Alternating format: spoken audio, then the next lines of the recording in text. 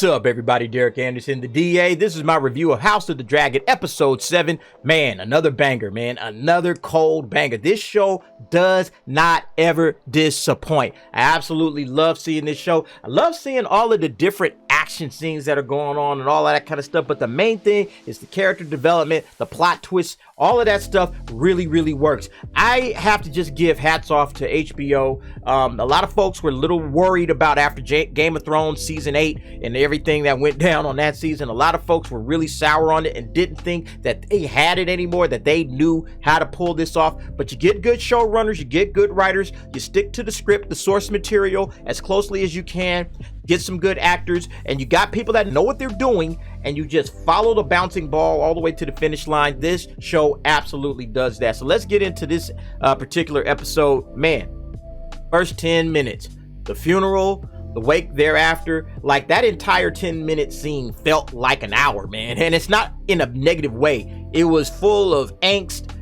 tension, frustration, anger. It just had all of that built into one little 10-minute pocket, and it pretty much told an entire episode in and of itself, right? Because you have Laenor struggling, like he's grieving the loss of Lady Laena, of course, his sister. Jace is, learning how to comfort and be a comforting agent to his cousins, so that was kind of cool to see that. Viserys just wants to kind of be back with his brother. He sees his life just slowly slipping away, and Viserys is probably figuring, hey, now's the time to get back into the good graces. Hey, bring the family all back together again. We're not going to be at odds with each other like we've been over these past, 8 to 10 years or whatever it's been. We got to get back, make this family strong again. Daemon doesn't seem to want to have anything to do with that. And then meanwhile, on the periphery, you got Rhaenyra just kind of looking around, trying to catch his eye, hey man, can I catch this guy's eye? I want to talk to him. And then of course you have Aegon.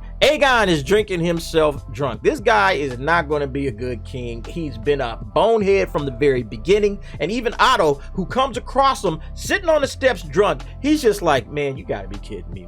You gotta be kidding me. I put a lot on the line for this kid to be the king, and this is what he is. Get your ass.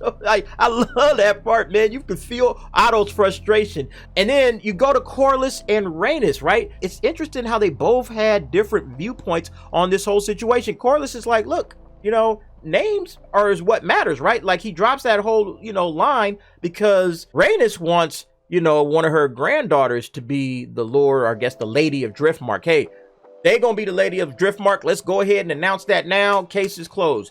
But, Corlys is like, well, wait a minute. We got 2 grandsons over here. And Rhaenys is like, man, are you kidding me? Bruh, are you serious? Are you serious? No, those aren't our kids. That's not our blood. We want our blood to be on the Driftmark, right? And he says, man, the only thing people remember is names. Nobody remembers blood. They remember names. Oh man, that was a powerful line because it kind of shows you where his head is at, right? He just wants his name to live on. The hell with blood. It's about his name. Corlys Velaryon. I want that name to live on. If it happens to be blood, great. But if not, hey, the name lives on. And that's what matters to him. So that was an interesting take. So finally, Daemon and Rhaenyra get what they want, which is basically each other, And then somebody else actually got what they wanted as well, which is Aemon, right? Aemon got his dragon, and he got it basically by hijacking his aunt's dragon, Laena's dragon, Vhagar, which I thought was, pretty cool. And I know everybody was upset about the way this thing was lit. This episode was kind of dark in those particular moments when they're outdoors. And, people are having this big issue about it. I'm like, I don't see the problem, okay? I actually like it better that way because, things happen under the cover of darkness, okay? So that dark lighting and everything, although it may be kind of unpleasant to the eye to kind of watch, is, hey man, what's going on? I can't keep up. Hey, turn all the lights off in the house or whatever and watch the scene. It came through just fine for me. It's kind of the point, right? It's kind of the point of having those scenes in the dark because people do things under the cover of darkness, right?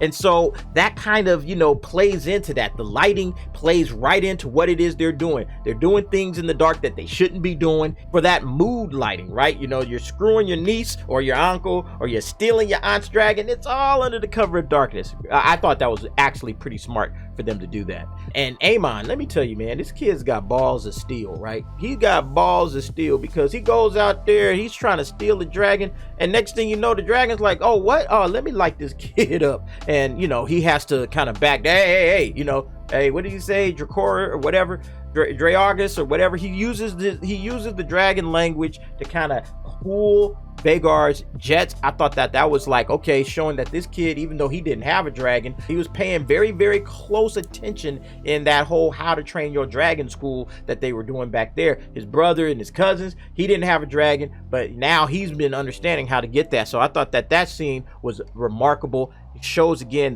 the cleverness and the savviness of this kid. And then you get to the cousins fight after that. I mean, the cousins fight was phenomenal. It was the best and most interesting sequence, because I take it from that sequence to the kind of the subsequent cross-examination by the older folks, by their elders.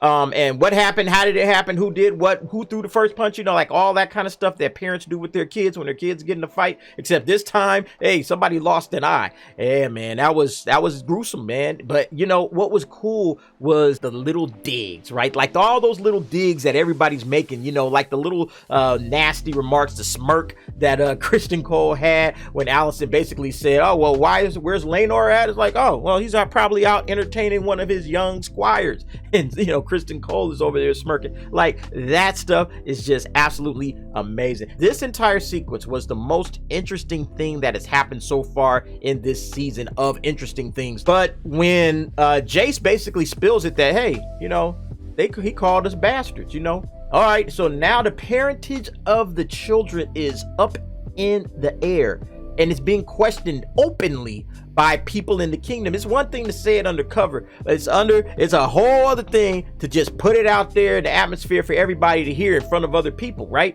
So, you know, Rhaenyra's like, hey, you know, what's up with that? You gonna let him get away with that? You ain't gonna let him get away with that, are you? You know? And so Viserys has to start pressing him. Hey, man, where'd you hear it from, right?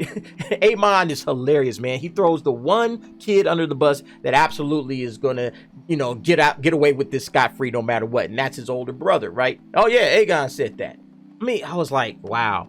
Like, smooth, smart, savvy move on that kid's part. The more I watch this, the more I like his character, right? His character, and the kid that's acting is doing a pretty good job. I know they're already about to do another age jump. This character is the most savvy of all of those kid characters.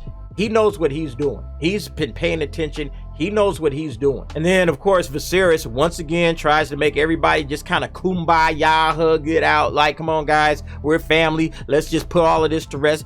Alicent's done. Like, nah, they got my kid's eye. What are you talking about?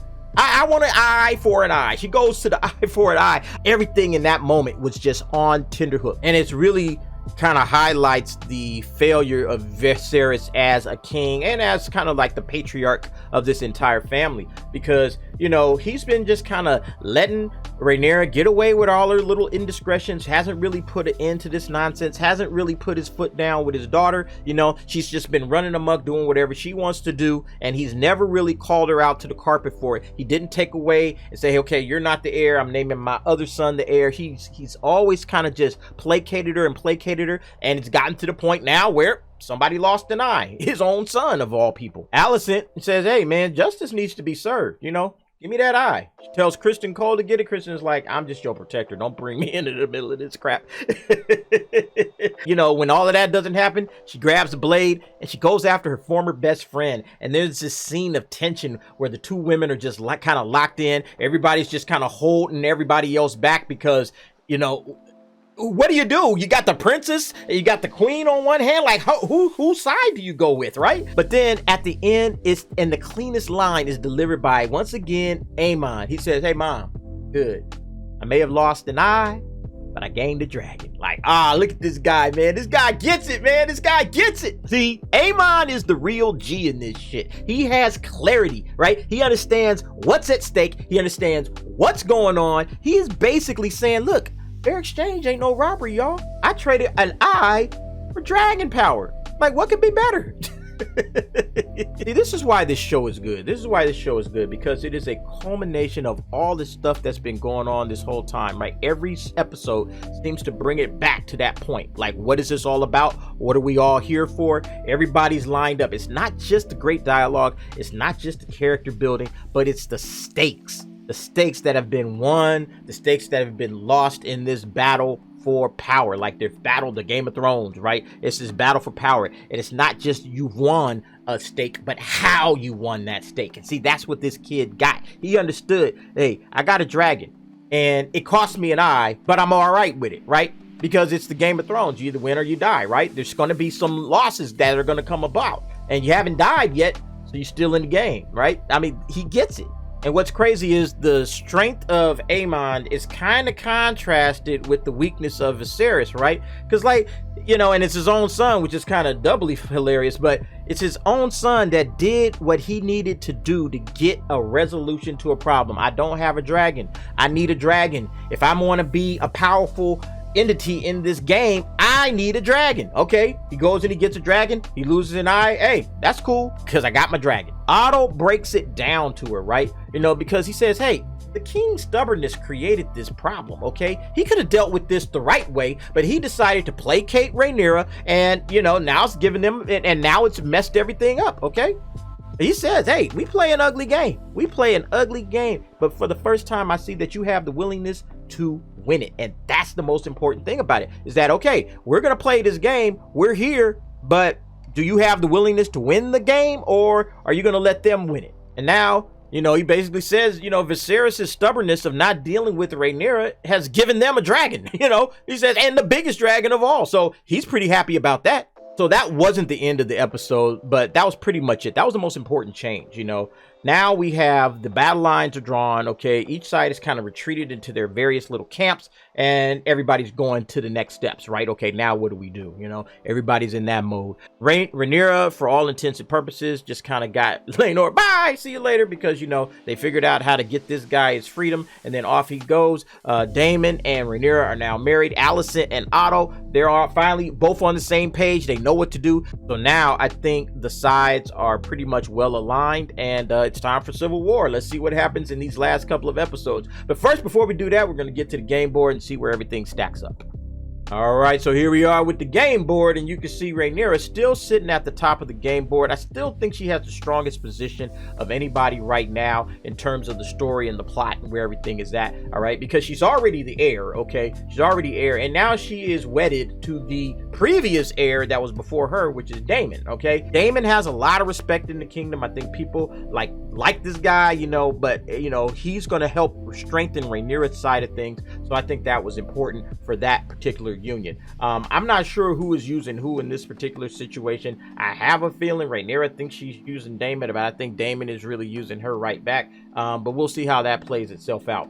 Otto is back on the board, and he's back on the board in a strong way. I have Alicent on the other side only because she did make that comment that, well, people think I'm crazy now, that I'm some kind of an insane woman because of what happened. You know, I went after Rhaenyra with a blade, you know, so I must be the crazy one, blah, blah, blah. Okay, yeah, that's true. So she drops a peg. But actually, Alicent and Otto are right in line with one another. I think that Otto is going to be able to manipulate and control a lot of stuff that's happening right now, and I think he's actually going to start maybe paying a little bit more attention to Aemon. And Aemon, I think his stock is rising right now. I think he is in a very, very strong spot, not just because he has a dragon. I mean, that's not it, but he's showing that he has the political savvy to make moves, and he's not afraid to take an L or lose an eye or whatever the case may be to get what he wants. He gets this game, okay? And people that understand the game that they're playing are more apt to win than people who don't really understand the rules, even though they've been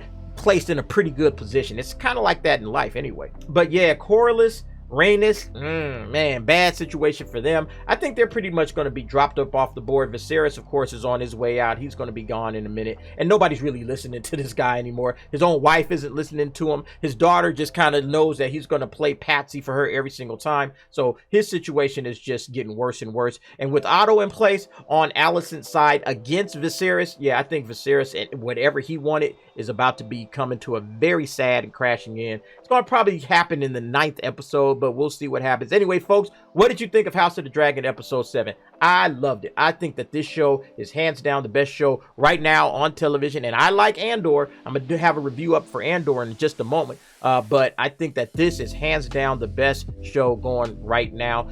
20 million times better than the Rings of Power. Okay, the Rings of Power, regardless of what everybody may feel or think about that, it's just a dead end, a terrible show. And this show is just running laps around it. You know, it's just amazing how it's happening. But anyway, folks, give me your thoughts on this particular episode and the series overall. Thanks for watching.